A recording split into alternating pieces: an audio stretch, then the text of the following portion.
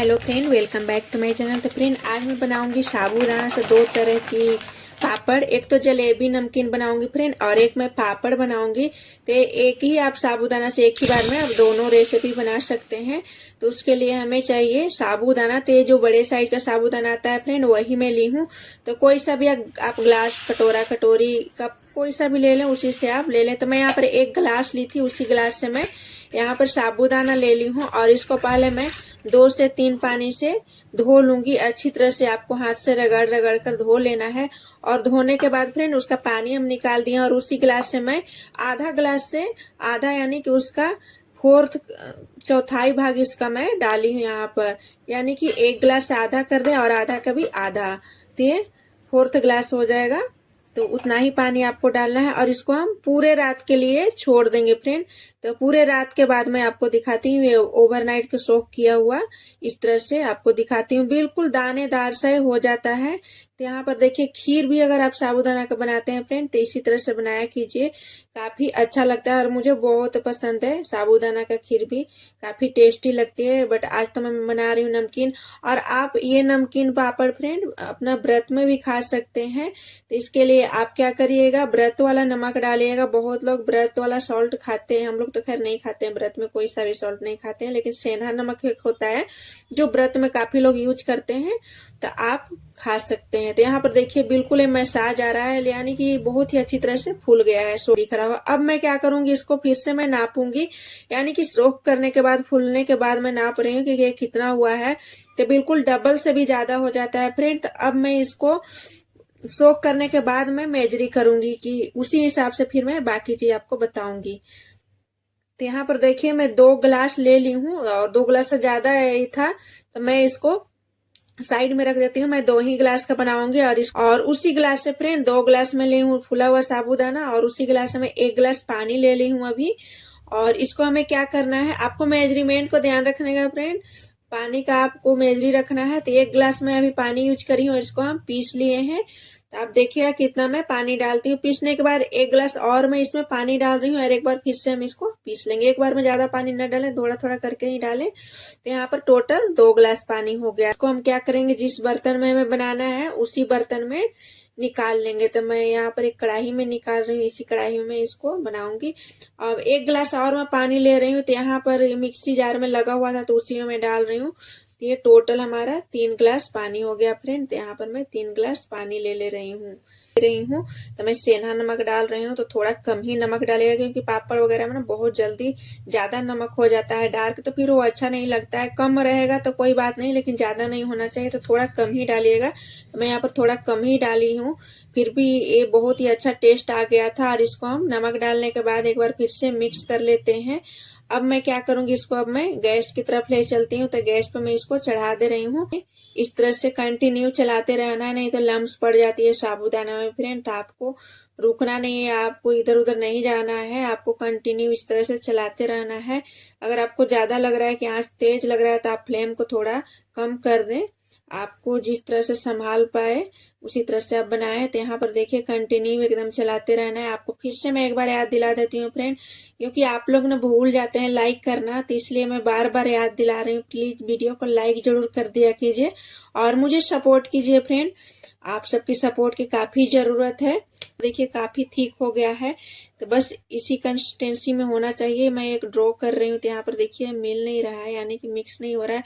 तब यहाँ पर मैं क्या करूंगी, गैस को कर दूंगी बंद। काफी अच्छी तरह से आपको भी दिख रहा होगा, बहुत ही अच्छी तरह से थिक हो गई है। तो बस इतना ही हमें चाहिए थिकनेस। अब मैं इसको ठंडा कर दूंगी, और ठंडा करने के बाद मैं आ गई इधर बाहर हॉल में। एक पॉलीथीन लगा दी हूँ, जो आटा का चावल का आता है, उसी को आप अच्छी तरह से साफ कर लें। उसके बाद मैं थोड़ा सा इसमें ऑयल भी लगा दी हूँ। अब इसको जब ठंडा हो जाए फ्रेंड, मतलब हल्का ही ठंडा हुआ है, ज्यादा नहीं है। अब मैं क्या करूंगी, बैंगल्स लगा दी हूँ। आप कोई सा भी मोटा वाला, पतला वाला, कोई सा भी लगा सकते हैं। और इस बैंगल्स के अंदर हमें एक स्पून से डालते जाना है। और आप बैंगल्स को हटा भी सकते हैं फ्रेंड, ये नहीं बिखरता है इधर उधर। और थोड़ा सा चम्मच से, स्पून से इसको हम इस तरह से कर देंगे, तो ये एक इक्वल, तो सारे एक ही साइज में हमारा ये पापड़ बन करके तैयार होगा। तो पहले मैं पापड़ बना रही हूँ फ्रेंड, उसके बन गया है। अब मैं क्या करूंगी, अब जो बचा हुआ था, मतलब मैं आधा से ज्यादा पापड़ बना दी हूँ। आधा साबूदाना जो था उससे ज्यादा ही मिली थी, आधा से थोड़ा कम ही बचा है। फिर भी काफी सारा बन जाएगा इतना में भी जलेबी फ्रेंड। तो मैं 2 तरह की यहाँ पर बना रही हूँ नमकीन, और इसको आप साल भर भी स्टोर कर सकते हैं। तो यहाँ पर मैं एक दूध का पोलोथीन ले ली हूँ। आप कोई सा ही पोलोथीन ले सकते हैं, किचन में हमारा बहुत सारा पड़ा रहता है दाल का, तो अलग ही तरह तरह के पॉलिथीन रहती है। तो आप उसमें भी बना सकते हैं। नमक का पैकेट होता है या जीरा होता है, किसी से भी आप बना सकते हैं। मैं यहाँ पर दूध का एक पैकेट ले ली हूँ, और इस पैकेट में आपको पूरा नहीं भरना है, आधा ही फिल करें। आधा आपको पकड़ने के लिए चाहिए स्पेस, तो पूरा आप ना भरें। तो यहाँ पर मैं आधा फिल कर दी हूँ। अब एक कॉर्नर पर छोटा सा कट लगाऊंगी, ज्यादा बड़ा नहीं लगाएगा, पहले आप छोटा ही लगाइएगा, अगर नहीं गिरेगा तब आप बड़ा लगाइएगा। तो यहाँ पर मैं छोटा सा एक कट लगा दे रही हूँ, और आधा जो जगह बचा हुआ है उसी में मैं देखती हूँ जलेबी बना करके, अगर उसमें आ जाएगा तो सही है, नहीं तो फिर दूसरा पॉलिथीन पे मैं बनाऊंगी। तो पहले मैं बचे हुए जगह पर बना रही हूँ। तो इस तरह से आपको हाथों को घुमाते जाना है, बहुत ही आसानी से बन जाती है जलेबी फ्रेंड। तभी हल्का गर्म है, मतलब पूरी तरह से ठंडी नहीं होगी, लेकिन हाँ ठंडी भी हुई है, बट हल्का गर्म है। तो यहाँ पर मैं इस तरह से जलेबी जिस तरह से आप बनाते हैं नॉर्मल, उसी तरह से मैं देखिए इस तरह से आपको दिखा रही हूँ, घुमाती जाऊंगी और ये बनते जाएगा। देखिए इसी तरह से मैं सारा जलेबी बना रही हूँ।